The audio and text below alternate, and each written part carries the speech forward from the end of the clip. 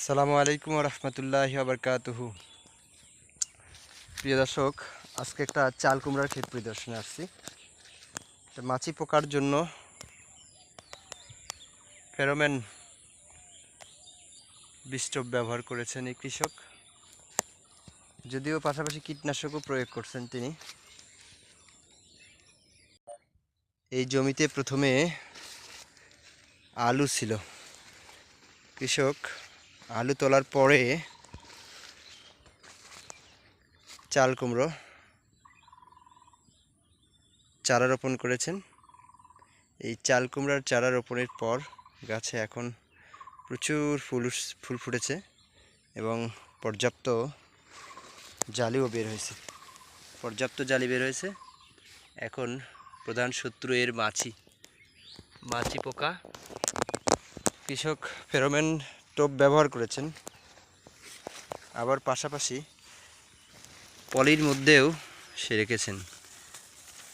পলির মধ্যে সে পলি দিয়ে রেখেছে। এই পলি দিয়ে সমস্যা হতে পারে কিছু, এই যে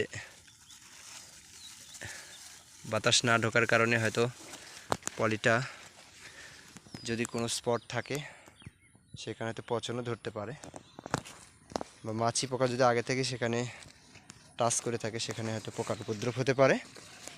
তাই সাবধানভাবেই পলি ব্যবহার করতে হবে।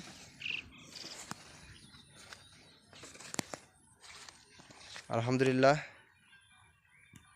ভাইয়ের এই চাল কুমড়ার ক্ষেত খুব ভালো হয়েছে। আপনারাও আলু তোলার পরে এরকম চাল কুমড়ার চারা লাগাতে পারেন।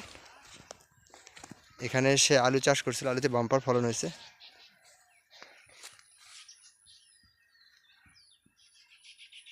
খুব সুন্দর ফুল আসছে, আশা করা যাচ্ছে সে চাল কুমড়া অনেক ভালো করবে এবং বর্তমান যে সবজির বাজার, অনেক ভালো দামেই সে চাল কুমড়া বিক্রি করতে পারবে। ধন্যবাদ প্রিয় দর্শক, ভালো থাকবেন, সুস্থ থাকবেন, আমাদের কৃষি পরামর্শ পেজটাকে ফলো দিয়ে পাশে থাকবেন।